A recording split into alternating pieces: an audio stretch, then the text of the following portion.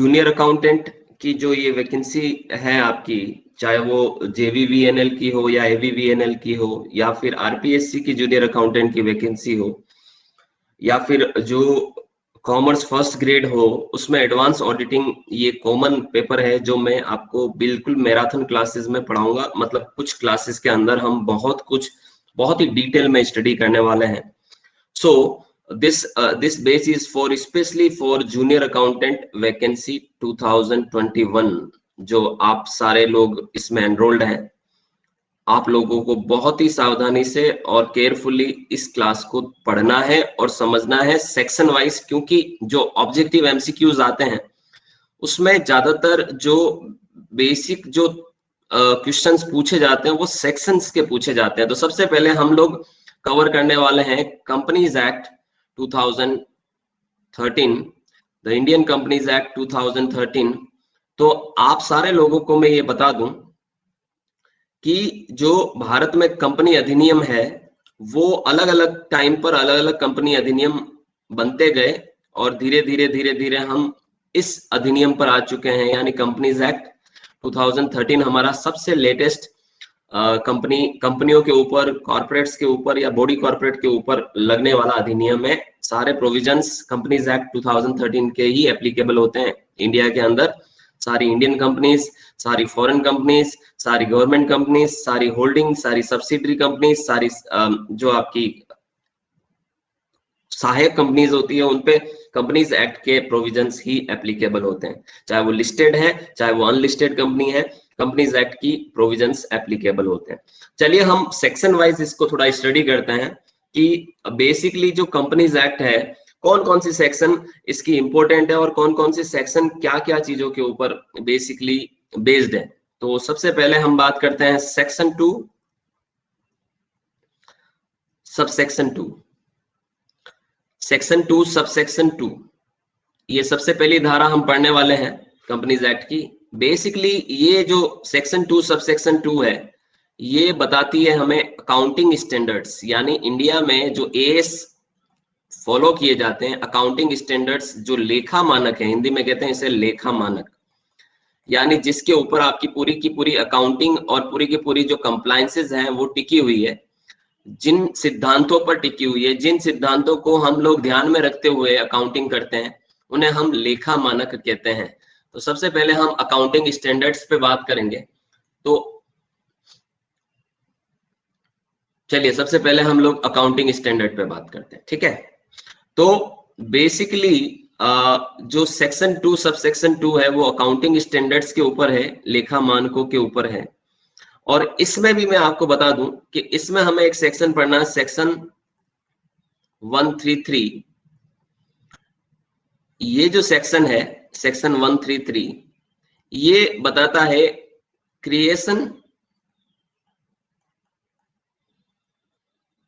Of accounting standard, यानी accounting standard की creation कैसे होती है या कौन हमारे इंडिया के अकाउंटिंग स्टैंडर्ड बनाता है, उसको बताता है आपका सेक्शन 133 बताता है। भारत में आप सारे लोगों को मैं बता दूं, इंडिया के अंदर अकाउंटिंग स्टैंडर्ड बनाने वाली जो ऑर्गेनाइजेशन है, आपको मैं अब इसके बारे में डिटेल में बताने वाला हूं कि अकाउंटिंग स्टैंडर्ड कौन क्रिएट करता है इंडिया के अंदर। चलिए इसकी स्टेप बाय स्टेप हम लोग बात करते हैं कि इंडिया में अकाउंटिंग स्टैंडर्ड बनाने वाली जो स्टेप्स हैं उस पर हम बात करते हैं। सबसे पहले बात करते हैं हम लोग स्टेप नंबर 1 के ऊपर। स्टेप 1 यानी भारत के जो अकाउंटिंग स्टैंडर्ड है यानी एएस जो है वो बनाती है, आपने संस्था सुनी होगी ICAI, the institute of chartered accountant of India. ICAI बनाती है अकाउंटिंग स्टैंडर्ड, याद रखिएगा, इंस्टीट्यूट ऑफ।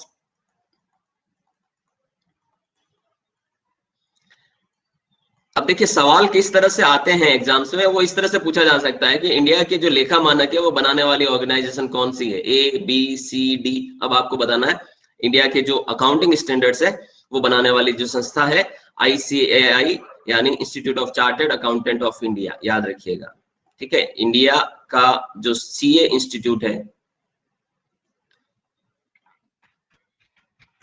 वो बनाता है आपका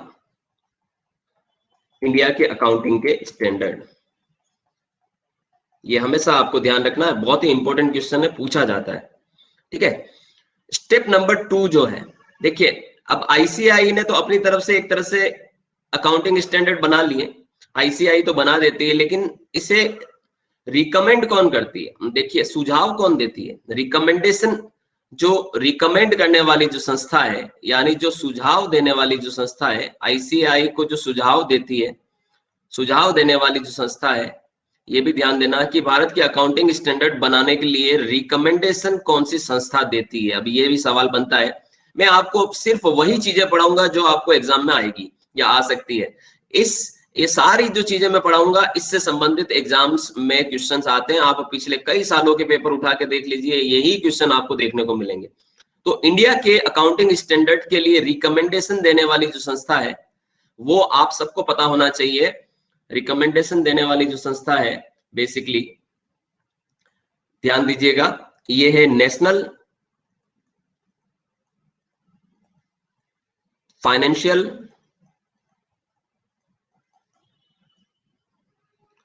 रिपोर्टिंग अथॉरिटी। याद रखिएगा, भारत में अकाउंटिंग स्टैंडर्ड बनाने वाली संस्था तो आईसीएआई है, और अकाउंटिंग स्टैंडर्ड पर रिकमेंडेशन देने वाली संस्था है नेशनल फाइनेंशियल रिपोर्टिंग अथॉरिटी, यानी एनएफआरए। याद रखिएगा, एनएफआरए रिकमेंडेशन देती है अकाउंटिंग स्टैंडर्ड बनाने के लिए। ठीक है, अच्छा, अकाउंटिंग स्टैंडर्ड बनाने वाली संस्था आईसीआई हो गई, रिकमेंड करने वाली संस्था एनएफआरए हो गई। इसे अप्रूवल कौन देता है? जो स्टेप नंबर 3 हम बात करेंगे अप्रूवल की। तो अप्रूवल यानी अकाउंटिंग स्टैंडर्ड बना लिए हैं, रिकमेंड, पहले तो रिकमेंड कर लिए, फिर बना लिए, अब अनुमति किससे लेनी है इसकी, यानी ये कब, किसकी अनुमति के बाद लागू होंगे? तो अप्रूवल कौन देता है? ये मैंने आपके सामने पहले पैराग्राफ में 3 इंपॉर्टेंट क्वेश्चन पूछ लिए हैं।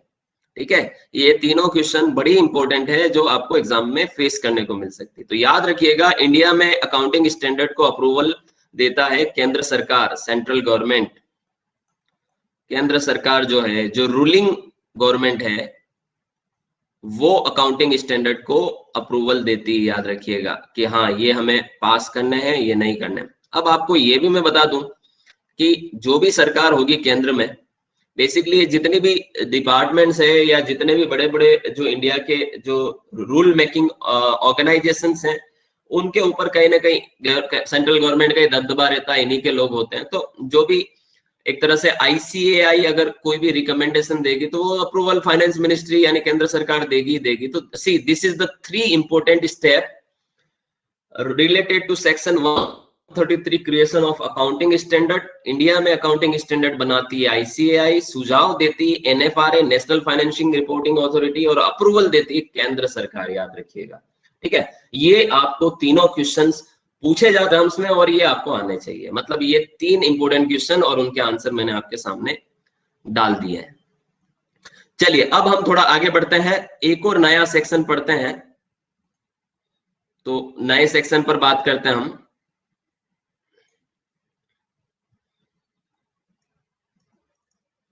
सेक्शन 2 सबसेक्शन 6, कंपनीज एक्ट पढ़ा रहा हूं मैं आपको। कंपनीज एक्ट के सेक्शन है ये सारे 2013 के, याद रखिएगा, ठीक है। Section 2 subsection 6। अब इसमें बताया गया है एसोसिएट कंपनी के बारे में, कि कौन सी कंपनी एसोसिएट कंपनी होती है। ये भी पूछा जा सकता है कि एसोसिएट कंपनी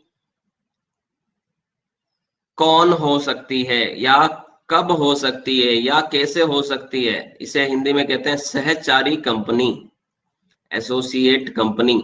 ये हमारा कंपनीज एक्ट का सेक्शन बताता है 2 सबसेक्शन 6, याद रखिएगा, ठीक है। एसोसिएट कंपनी में आपको ये ध्यान रखना है कि देखिए, इसमें 2 इंपॉर्टेंट चीजें होती है जो हमें ध्यान रखना होता है। एसोसिएट कंपनी कौन सी हो सकती है, उसके लिए हमें 2 सिग्निफिकेंट इन्फ्लुएंस ध्यान में रखने हैं। 2 सिग्निफिकेंट इन्फ्लुएंस। अब ये क्या होते हैं सर सिग्निफिकेंट इन्फ्लुएंस? इसे कहते हैं महत्वपूर्ण प्रभाव। यानी कोई भी कंपनी एसोसिएट कंपनी हो सकती है या नहीं हो सकती, आपको 2 इंपॉर्टेंट प्रभाव, सिग्निफिकेंट इन्फ्लुएंस देखने होंगे।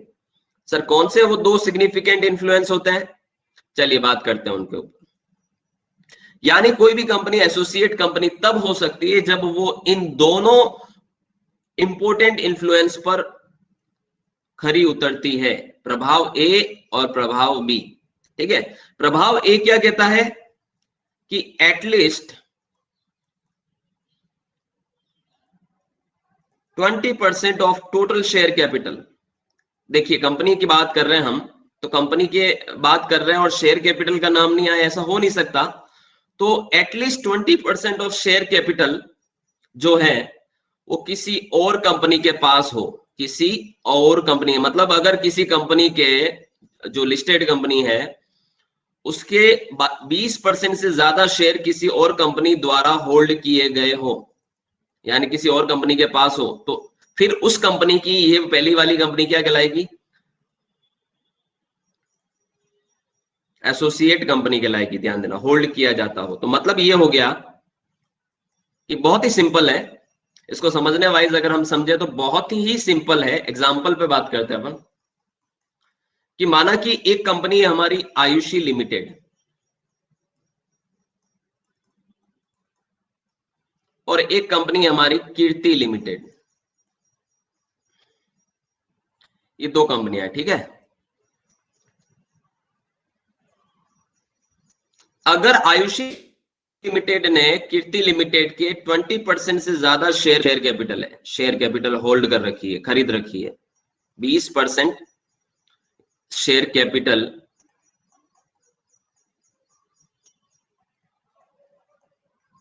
Hold by Ayushi limited. तो अगर कीर्ति लिमिटेड की 20% शेयर कैपिटल आयुषी लिमिटेड के पास है, तो ऐसे में कीर्ति लिमिटेड क्या कहलाएगी, इसे कहेंगे हम एसोसिएट कंपनी। याद रखिएगा, किसकी एसोसिएट कंपनी कहलाएंगे, आयुषी लिमिटेड की एसोसिएट कंपनी मानी जाएगी। तो ये आपको देखिए, एसोसिएट कंपनी यानी सहचारी कंपनी किसे कहते हैं, ऐसी कोई भी कंपनी जिसके 20% शेयर कोई और कंपनी के पास हो, तो फिर वो जो कंपनी है जिसके 20% किसी और ने ले रखे हैं, वो सहचारी कंपनी कहलाएगी उस कंपनी की जिसने ले रखे हैं। याद रखिएगा, ठीक है। तो होल्डिंग कंपनी है पहले वाली, तो ये तो आपकी होल्डिंग कंपनी कहलाएगी जो होल्ड कर रही है।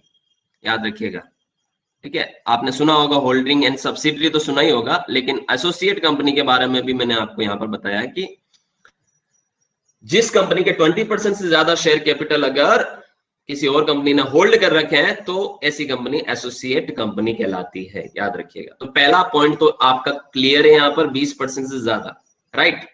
अब हम बात करते हैं दूसरे पॉइंट के ऊपर, बी पॉइंट पर, व्यवसायिक निर्णयों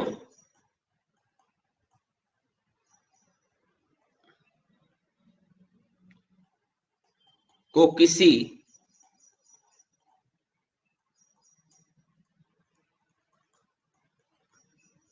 समझौते से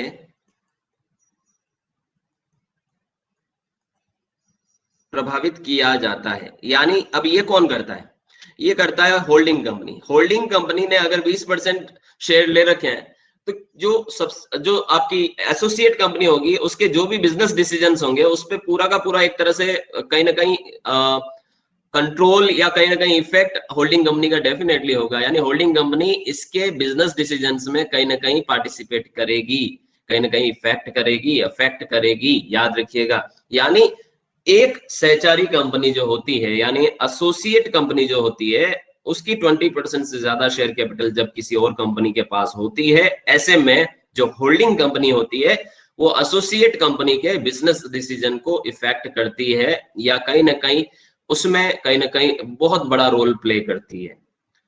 ऑल दिस क्लियर? क्या यहां तक आपको क्लियर है? यहां तक क्लियर है आप सबको? समझ में आ रहा है? हाँ sir. Yes sir. Yes sir. Good. अब आगे बढ़ते थोड़ा सा, ठीक है।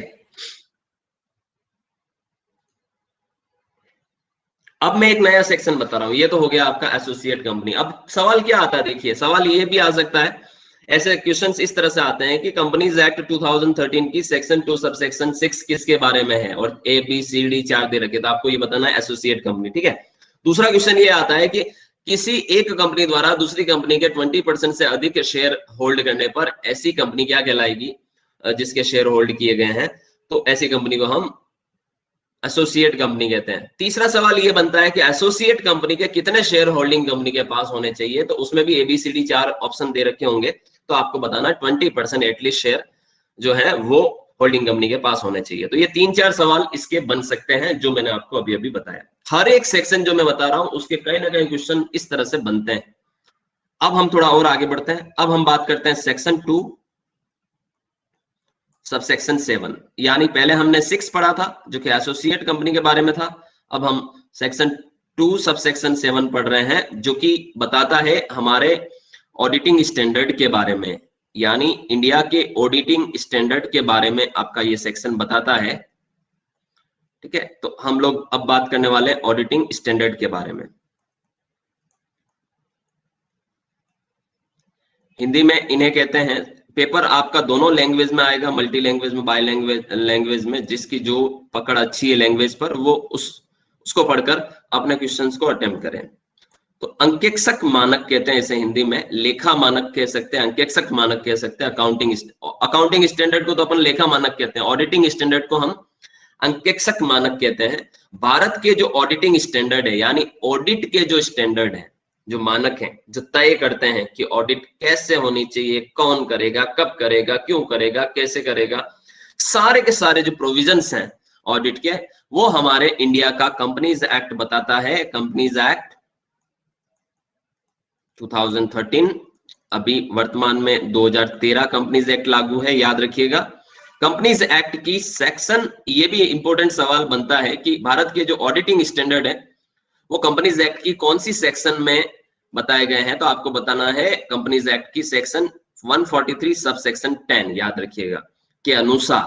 यानी इंडिया का जो कंपनीज एक्ट का सेक्शन 143 सब सेक्शन 10 है वो बताता है भारत के लेखा मानक के भारत के ऑडिटिंग स्टैंडर्ड्स, याद रखिएगा, अंकेक्षक मानक ये बताता है। तो ये आपको थोड़ा सा ध्यान में रखना है। ठीक है, अब हम बात करने वाले हैं जो अभी वर्तमान में जो बेसिकली अब देखिए, सबसे पहले अब हम बात करने वाले हैं कंपनीज की, यानी कंपनी किसे कहा जाता है। ठीक है, आपको ये बता दूं कि कंपनी की जो डेफिनेशन है वो बताई गई है सेक्शन 2 सब सेक्शन 20 में, यानी कोई भी संस्था को कंपनी कब बोलेंगे तो ये बताया गया है, डेफिनेशन बताया गया है सेक्शन 2 सब सेक्शन 20 में। अब हमसे अगर ये पूछ लिया जाए कि कंपनी किसे कहा जाता है या किस, तो ये देखिए लॉ की लैंग्वेज में आपको अगर हम बात करें, क्योंकि हम सब जानते हैं कंपनी कोई भी ऐसी ऑर्गेनाइजेशन, बिजनेस एंटिटी जो आप बिजनेस करने के लिए, उद्देश्य के लिए बनाते हैं, उसे आप कंपनी कहते हैं। लेकिन अगर आप इन टर्म्स ऑफ लॉ बात करें तो ऐसी कोई भी संस्था, याद रखिएगा, ऐसी कोई भी संस्था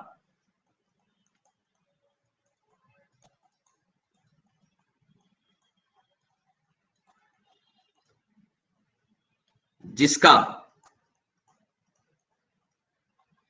पंजीकरण यानी रजिस्ट्रेशन या फिर समामेलन का मतलब होता है इनकॉर्पोरेशन, याद रखिएगा, ये दो वर्ड हैं यहां पर, रजिस्ट्रेशन और इनकॉर्पोरेशन। यानी इंडिया के कंपनीज एक्ट में अगर आप रजिस्टर्ड हैं या इनकॉर्पोरेट हैं, ठीक है, रजिस्ट्रेशन या इनकॉर्पोरेशन, ऐसी कोई भी संस्था जिसका पंजीकरण या समामेलन, अब इसमें वापस से दो भाग आ जाते हैं, दो पार्ट आ जाते हैं। निम्न अधिनियम के अंतर्गत किया जाए, अधिनियम का मतलब होता है एक्ट।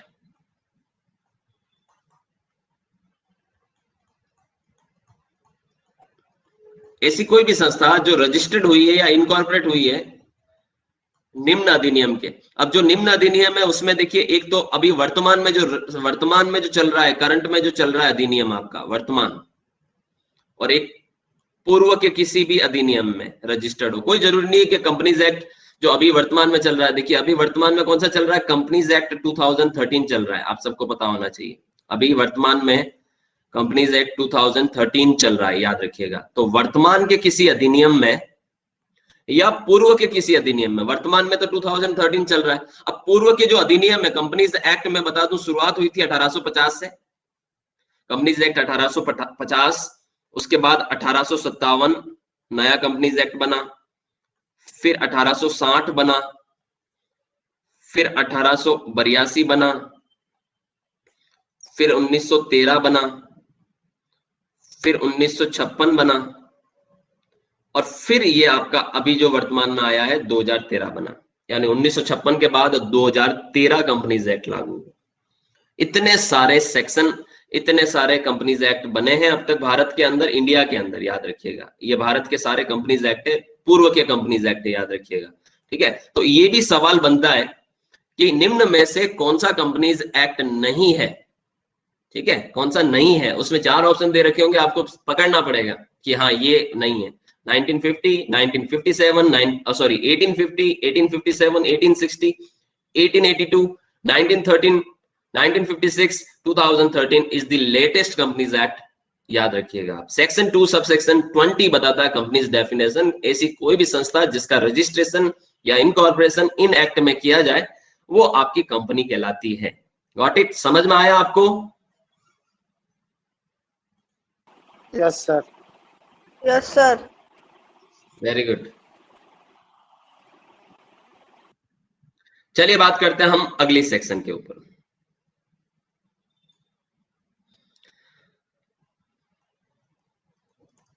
Section 2 subsection 17।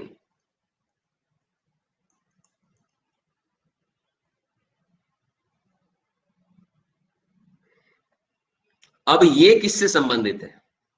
ठीक है, मतलब एक सवाल तो आप ये डैम श्योर लेके चलो कि जो सवाल आते हैं बेसिकली ऑडिट के, वो सवाल में आपसे सेक्शन वाइज भी पूछा जा सकता है कि ये सेक्शन किससे संबंधित है। इसी वजह से मैं सेक्शन वाइज ही आपको बता रहा हूं। तो सेक्शन 2 सब सेक्शन 17 जो है वो हमारा संबंधित है चार्टर्ड अकाउंटेंट से, याद रखिएगा। चार्टर्ड अकाउंटेंट, चार्टर्ड अकाउंटेंट आप सब लोग जानते हैं सीए, चार्टर्ड अकाउंटेंट, लेकिन हिंदी में मैं बता दूं इसको कहते हैं संधि लेखाकार। चार्टर्ड अकाउंटेंट को हिंदी में क्या कहते हैं? संधि लेखाकार। तो ये जो सेक्शन है आपका चार्टर्ड अकाउंटेंट से संबंधित सेक्शन है, सेक्शन 2 सबसेक्शन 17 संधि लेखाकार। ठीक है, अब कौन होता है चार्टर्ड अकाउंटेंट, ये भी हमें बताना होगा कि चार्टर्ड अकाउंटेंट कौन होता है। देखिए, चार्टर्ड अकाउंटेंट के लिए 2 चीजें होनी चाहिए। पहला पॉइंट हम बात करते हैं, वह व्यक्ति जो भारत के चार्टर्ड अकाउंटेंट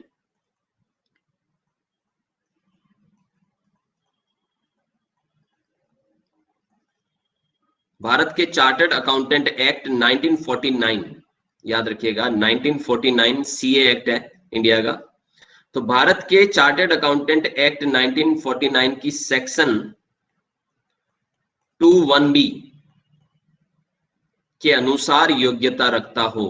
अनुसार योग्यता रखने का मतलब होता है, आपको पता है कि जो सीए एक्ट है उसमें क्या है कि योग्यता रखता हो, यानी क्वालिफिकेशन रखता हो, यानी आपको सीए की जो भी एग्जाम्स है वो पास करनी पड़ती है। ठीक है, इसकी आप सबको पता है कि सीए में जैसे सबसे पहला सीपीटी सीए फाउंडेशन होता है आज की तारीख में, फिर इंटरमीडिएट होता है, उसके बाद सीए फाइनल। आपको मतलब इसकी जो क्वालिफिकेशन है वो आपको रखनी है जो कि सीए एक्ट ने बताई है। तो क्वालिफिकेशन आपके पास होनी चाहिए, यानी चार्टर्ड अकाउंटेंट वो व्यक्ति होगा जो सीए एक्ट की क्वालिफिकेशन होल्ड करता हो, यानी चार्टर्ड अकाउंटेंट के एग्जाम क्लियर किए हुए हो उसने। ठीक है, सीए पास किया हुआ हो। ठीक है, पहला तो ये व्यक्ति, ठीक है, पहले चार्टर्ड अकाउंटेंट कौन होता है? जो कि 1949 चार्टर्ड अकाउंटेंट एक्ट के अनुसार योग्यता रखता हो। और दूसरा प्लस, मतलब प्लस जरूरी है, याद रखिएगा। दूसरा, आपने सीए पास भी कर दिया लेकिन आपके पास सर्टिफिकेट ऑफ प्रैक्टिस नहीं है, अगर सीए इंस्टीट्यूट से सीओपी नहीं है, याद रखिएगा सीओपी होना जरूरी है, सर्टिफिकेट ऑफ प्रैक्टिस, यानी मेंबरशिप लेना जरूरी है सीए इंस्टीट्यूट की प्रैक्टिस की, तभी जाके आप चार्टर्ड अकाउंटेंट माने जाएंगे, प्रैक्टिसिंग चार्टर्ड अकाउंटेंट माने जाएंगे और आप ऑडिट कर सकते हैं। यानी सीओपी नहीं है आपके पास तो आप ऑडिट नहीं कर सकते। आजकल कई सारे बच्चे जो है वो सीए एग्जाम पास करने के बाद प्राइवेट कंपनियों में जॉब करते हैं, वो सीओपी नहीं लेते हैं। तो अगर आप सीओपी नहीं लोगे तो आप आप ऑडिट नहीं कर सकते, आप ऑडिट का पावर रख ही नहीं सकते। यानी चार्टर्ड अकाउंटेंट वह व्यक्ति होता है जिसके पास क्वालिफिकेशन हो और सर्टिफिकेट ऑफ प्रैक्टिस हो, सीओपी हो, वो बंदा सीए बन सकता है। याद रखिए, वो बंदा सीए कहलाता है, बन सकता है मतलब सीए कहलाता है। तो सर्टिफिकेट ऑफ प्रैक्टिस और ये जो सीओपी मिलता है, ये मेंबरशिप होता है एक तरह से सीए इंस्टीट्यूट का प्रैक्टिस के लिए।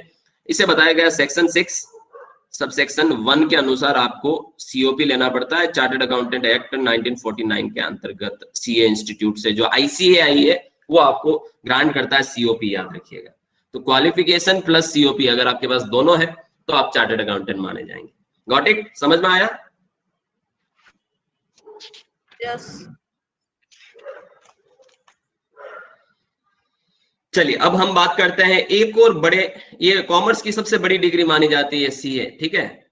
एक और कॉमर्स की सबसे बड़ी डिग्री की बात करते हैं हम लोग, ठीक है। उस पर भी हम लोग बात करते हैं कि कॉमर्स के अंदर हम लोग सारे कॉमर्स के स्टूडेंट हैं और कॉमर्स में ऐसी कौन कौन सी डिग्रीज होती है जिसकी वैल्यूज होती है और किनका क्या रोल होता है, उस पर हम लोग बातें कर रहे हैं अभी।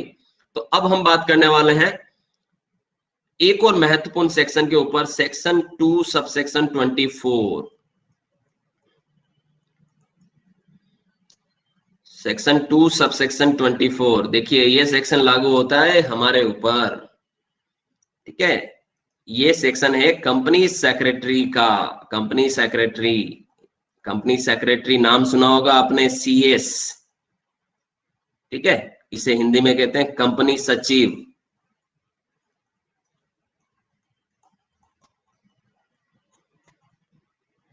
तो कंपनीज एक्ट के सेक्शन 2 सबसेक्शन 24 में बताया गया है कंपनी सेक्रेटरी कौन होता है। सीए कौन होता है वो मैंने आपको बता दिया, कंपनी सेक्रेटरी कौन होता है इसके बारे में हम बात करते हैं। अब देखिए इसके बारे में हम बात करते हैं कि कंपनी सेक्रेटरी यानी सीएस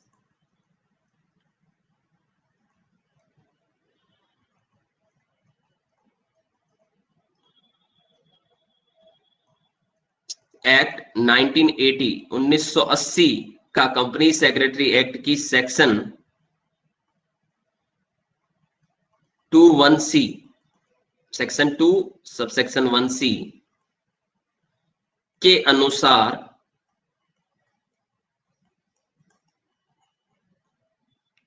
योग्यता रखने वाला। अब देखिए कंपनी सेक्रेटरी का भी इसी तरह से, जैसे सीए में 3 स्टेप होती, कंपनी सेक्रेटरी में भी उसी तरह से आपको एग्जाम्स क्लियर करना पड़ते हैं। आजकल सी सीट होता है, CSEET जो एग्जाम होता है, CSEET का जो एग्जाम होता है वो एंट्रेंस एग्जाम होता है। उसके बाद CS एग्जीक्यूटिव होता है और उसके बाद CS प्रोफेशनल यानी जो लास्ट स्टेप होती है। फिर इनको 15 महीने की एक ट्रेनिंग होती है under company secretaries, practising company secretaries, और उसके बाद ये क्वालिफाइंग कंपनी सेक्रेटरी माने जाते हैं और ये किसी भी कंपनी में कंपनी सचिव की तरह काम कर सकते हैं। देखिए कंपनी सेक्रेटरी की जो क्वालिफिकेशन है वो कंपनी सेक्रेटरी एक्ट 1980 के अनुसार अगर आप क्वालिफिकेशन रखते हैं तो आप कंपनी सेक्रेटरी है, ठीक है। अब देखिए कंपनी सेक्रेटरी बेसिकली जो है वो 2 तरीके से काम कर सकते हैं। कंपनी सेक्रेटरी क्या एक फायदा ये है, सीएस बनने का फायदा ये है कि आप 2 तरीके से इसमें काम कर सकते हैं। अगर आप क्वालिफाइंग हो जाते हैं, आप सीएस बन जाते हैं, तो आपके पास 2 रास्ते होते हैं, ठीक है। आपके पास 2 रास्ते होते हैं। जैसे कि चार्टर्ड अकाउंटेंट में हमने देखा कि ऑडिट वो तभी कर सकता है जब वो सीओपी ले, सीए इंस्टीट्यूट से सर्टिफिकेट ऑफ प्रैक्टिस ले, अदरवाइज वो चार्टर्ड अकाउंटेंट की वो माना ही नहीं जाएगा। भले उसने एग्जाम पास कर दी लेकिन सीओपी नहीं है तो नहीं माना जाएगा। कंपनी सेक्रेटरी के केस में आप किसी भी कंपनी में एज ए एम्प्लॉय काम कर सकते हैं, एज एम्प्लॉय यानी नौकरी कर सकते हैं, कंपनी सचिव के रूप में काम कर सकते हैं, एज ए एम्प्लॉय काम कर सकते हैं आप। याद रखिएगा अगर आप एज ए एम्प्लॉय काम करेंगे तो आप एम्प्लॉय की जो सारी की सारी बता रखी है ड्यूटीज एंड सारी चीजें वो बता रखी है कंपनीज एक्ट के सेक्शन 2 सबसेक्शन 24 में। यानी हम बात कर रहे हैं यहाँ पर कि सेक्शन 2 सबसेक्शन 24 जो है वो बताता है आपका कि अगर कोई कंपनी सचिव जो है वो एज ए एम्प्लॉय काम करता है तो आप सेक्शन 2 सबसेक्शन 24 पढ़े। इससे बताया गया है कि कंपनी सेक्रेटरी एग्जाम पास करने के बाद आप एम्प्लॉय की तरह काम कर सकते हैं। लेकिन अगर आप चाहते हैं कि आप भी अपना ऑफिस ओपन करके बैठे हैं, कंप्लायंसेस करें कंपनी सेक्रेटरी के, ठीक है, कंप्लायंस सर्टिफिकेट इश्यू करे कंपनियों को, तो उस केस में आप प्रैक्टिसिंग कंपनी सेक्रेटरी की तरह काम कर सकते हैं। प्रैक्टिसिंग यानी जैसे सीए अपना ऑफिस लगा के बैठता है, वैसे भी आप काम कर सकते हैं कंपनी सेक्रेटरी के रूप में। प्रैक्टिसिंग कंपनी सेक्रेटरी के जो प्रोविजंस हैं, जो रूल्स हैं, उससे बताया गया है आपका जो भारत का जो सीएस एक्ट है, कंपनी सेक्रेटरीज एक्ट है 1980 की जो सेक्शन है 2 सबसेक्शन 2 के अनुसार जो व्यक्ति योग्यता रखता हो वो प्रैक्टिसिंग कंपनी सेक्रेटरी माना जाता है। मतलब प्रैक्टिस कौन कर सकता है, वो आपका सीए एक्ट बताता है, सीएस एक्ट बताता है कि आप प्रैक्टिस में कब उतर सकते हैं, कब आप अपना ऑफिस लगा के बैठ सकते हैं। ये आपको कंपनी सेक्रेटरीज एक्ट 1980 की सेक्शन 2 सबसेक्शन 2 की योग्यता पर खरा उतरना होता है, तब जाकर आप प्रैक्टिस कर सकते हैं। और इसका जो हमारा कंपनीज एक्ट में जो सेक्शन है, याद रखिएगा, कंपनीज एक्ट में इसका सेक्शन बताया गया सेक्शन 2 सबसेक्शन 25, यानी कंपनी सेक्रेटरी को 2 सेक्शन में डिवाइड किया हुआ है, 24 and 25, subsection 24 and 25। Section 224 as a employee company secretary क्या करता है, उसकी क्वालिफिकेशंस बताई गई है। और सेक्शन 25 में सॉरी प्रैक्टिसिंग कंपनी सेक्रेटरी के बारे में बताया गया, याद रखिएगा। तो ये है आपका सेक्शन 2 सबसेक्शन 24 एंड 25। 24 जो है वो company secretary as an employee, और सेक्शन 2 सबसेक्शन 25 जो है वो company secretary as a practising company secretary, याद रखिएगा। ठीक है, अब हम थोड़ा और आगे बढ़ते हैं।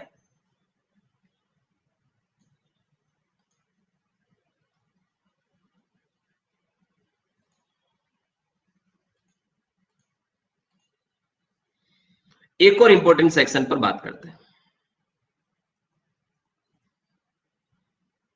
Section 2 subsection 46। इसमें बताया गया है, सेक्शन 2 सबसेक्शन 46 में बताया गया होल्डिंग कंपनी के बारे में। होल्डिंग कंपनी तो आपने सुना ही होगा, अभी अभी बात कर ही रहे थे। होल्डिंग कंपनीज के बारे में आपको कंपनीज एक्ट का सेक्शन 2 सबसेक्शन 46 बताता है। होल्डिंग कंपनी को आप हिंदी में सूत्रधारी कंपनी कह सकते हैं, सूत्रधारी कंपनी। किसी और कंपनी के जब कोई कंपनी शेयर होल्ड करती है, ले लेती है, तो उसे होल्डिंग कंपनी कहते हैं। लेकिन इसका क्राइटेरिया है क्या, आप ऐसा नहीं, आपके पास एक निश्चित क्वांटिटी में शेयर होने चाहिए। तो देखिए, होल्डिंग कंपनी के लिए आपको 2 चीजें देखनी पड़ेगी। होल्डिंग कंपनी के लिए एक तो आपको देखना पड़ेगा लिमिट, होल्डिंग कंपनी कब बन सकती है, लिमिट। ठीक है, तो मैं आपको बता देता हूं, जब कोई एक कंपनी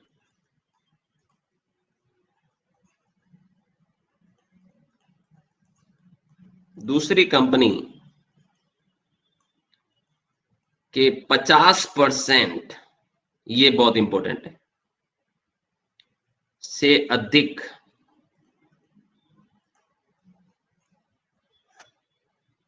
शेयर कैपिटल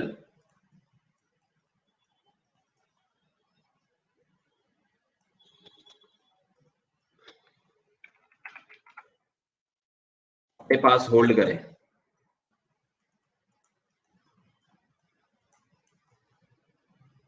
तो ये पहली लिमिट होगी। और ये बहुत इंपॉर्टेंट पॉइंट हो गया, 50%। 50% शेयर आप अगर किसी और कंपनी खरीद लेते तो आप होल्डिंग कंपनी है, सामने वाली आपकी सब्सिडरी कंपनी मानी जाती है। और दूसरा जो पॉइंट है वो है बोर्ड ऑफ डायरेक्टर, यानी बीओडी। अब ऑब्वियस सी बात है कि अगर 50% शेयर आपके पास है तो बोर्ड ऑफ डायरेक्टर में तो मैक्सिमम आप ही के डायरेक्टर्स होंगे, में अधिकांश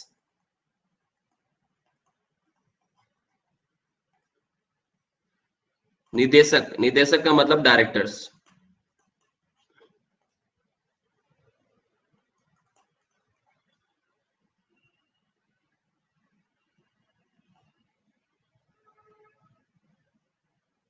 अधिकांश निर्देशक होल्डिंग कंपनी एससी द्वारा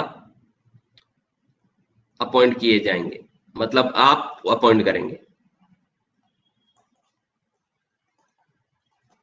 मतलब बोर्ड ऑफ डायरेक्टर एक तरह से आप ही बनाएंगे। बीओडी का मतलब होता है निर्देशकों का समूह डिसीजन लेने के लिए सबसे पहले बोर्ड ऑफ डायरेक्टर में मीटिंग होती है, वो जब सहमत होते हैं फिर वो जनरल मीटिंग बुलाते हैं और उसमें शेयर होल्डर्स की परमिशन लेते हैं और फिर जाके जब स्पेशल रिजोल्यूशन जनरल मीटिंग में पास होता है तो कोई डिसीजन लिया जाता है। पब्लिक कंपनियों की बात कर रहा हूं मैं, तो बीओडी का मतलब होता है बोर्ड ऑफ डायरेक्टर। तो होल्डिंग कंपनी वो कंपनी होती है जो कंपनी के पास किसी और कंपनी के 50% से ज्यादा शेयर कैपिटल हो और बोर्ड ऑफ डायरेक्टर पर पूरी तरह से कंट्रोल हो, उस कंपनी के बोर्ड ऑफ डायरेक्टर पे पूरी तरह से होल्डिंग कंपनी का कंट्रोल हो, इसे कहते हैं होल्डिंग कंपनी। याद रखिएगा, सेक्शन 246 होल्डिंग कंपनी के बारे में बताया गया है, याद रखिएगा, ठीक है। अब बात, एक नया पॉइंट आया है यहाँ पर बोर्ड ऑफ डायरेक्टर का, तो हमें ये भी देखना है कि बोर्ड ऑफ डायरेक्टर जो संचालकों का जो मंडल है, जो समूह है, वो कौन से सेक्शन में डिफाइन किया गया है। सेक्शन 2 सबसेक्शन 10 में डिफाइन किया गया है बोर्ड ऑफ डायरेक्टर्स को, याद रखिएगा। कंपनीज एक्ट 2013 की सेक्शन 2 सबसेक्शन 10 में बताया गया है बोर्ड ऑफ डायरेक्टर्स, डायरेक्टरों का समूह। हिंदी में इसे कहते हैं संचालक मंडल। किसी भी कंपनी, पब्लिक लिमिटेड कंपनी को स्पेशली चलाने के लिए कुछ व्यक्तियों का समूह होता है जिसे संचालक मंडल कहते हैं या बोर्ड ऑफ डायरेक्टर्स कहते हैं। जो लोग डायरेक्टर्स बनते हैं कंपनी में वही इस बोर्ड का हिस्सा होते हैं, ठीक है। अब हम एक और इंपॉर्टेंट सेक्शन पढ़ने वाले हैं, वो है सेक्शन 2 सबसेक्शन 87, याद रखिएगा। अभी अभी हमने दो तरीके कंपनियों पे डिस्कस किया है, एसोसिएट कंपनी और होल्डिंग कंपनी। ये जो सेक्शन है, सेक्शन 2 सबसेक्शन जो आपका 87 है, ये सेक्शन सब्सिडरी कंपनीज के बारे में बताता है, सब्सिडरी कंपनी के बारे में। सब्सिडरी कंपनी कौन? जिसके 50% शेयर किसी और कंपनी ने ले रखे हो, सब्सिडरी यानी सहायक कंपनी कहलाएगी।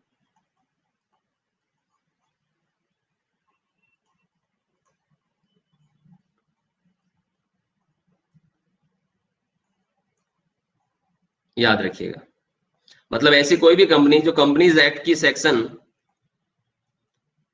2 सबसेक्शन 46 में बताई गई हो, वर्णित कंपनियों को सब्सिडरी कंपनी कहा जाता है। और इसके बारे में पूरा आपको डिटेल सब्सिडरी कंपनी के बारे में बताया जो मिलेगा वो 2 सबसेक्शन 87 में मिलेगा। अब देखिए, बहुत ही सिंपल है। आपको अभी अभी में मैंने 3 कंपनियों के बारे में बताया, आपको ज्यादा कंफ्यूज होने की जरूरत नहीं, मैं आपको इसको बहुत ही सिंपल वे में बताता हूं।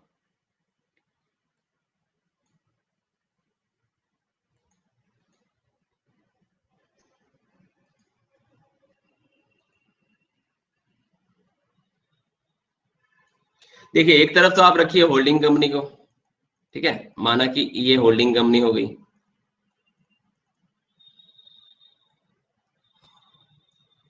एक तरफ आप रखिए एसोसिएट कंपनी को।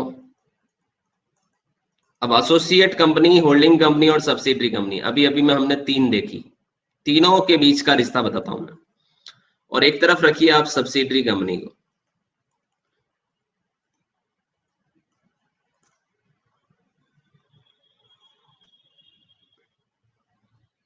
अब सब्सिडरी और एसोसिएट कंपनी जो है उसका रिश्ता कहीं ना कहीं होल्डिंग कंपनी से होता है। यानी यदि कोई एक कंपनी दूसरी कंपनी के 20% से ज्यादा टोटल शेयर कैपिटल, TSC लिख रहा हूं मैं, टोटल शेयर कैपिटल 20% से ज्यादा होल्ड करता है, तो जिस कंपनी के उसने 20% से ज्यादा शेयर ले रखे हैं उसे एसोसिएट कंपनी कहते हैं, याद रखिएगा। और इसका जो सेक्शन है, बहुत सिंपल वे में बता रहा हूं मैं आपको, सेक्शन 2 सबसेक्शन 6, ठीक है, में बताई गई एसोसिएट कंपनी। यानी बहुत ही सिंपल है कि जब कोई कंपनी के 20% टोटल शेयर कैपिटल किसी और कंपनी के पास हो तो ऐसी कंपनी एसोसिएट कंपनी कहलाती है as per the section 2 subsection 6। लेकिन जब किसी कंपनी के टोटल शेयर कैपिटल का 50% से ज्यादा पार्ट किसी और कंपनी के पास हो तो फिर हम ऐसी कंपनी को सब्सिडरी कंपनी कहेंगे। और इसका जो सेक्शन है वो सेक्शन 2 सबसेक्शन 87, बस ये ध्यान रखना आपने को, याद रखिएगा। So this is holding and subsidiary. और होल्डिंग कंपनी का जो सेक्शन होता है, होल्डिंग कंपनी समझाई गई है सेक्शन 246 में, 2 सब सेक्शन 46 में होल्डिंग कंपनी को समझाया गया। सो यहां तक क्लियर है आप लोगों को? Is that clear? Yes sir, yes sir, समझ में आ रहा है? यस हाँ सर। तो आज के लिए इतना काफी है। आई थिंक आप लोगों को कोई जॉब वगैरह भी जाना पड़ता होगा। हाँ सर। ठीक है, तो आज के लिए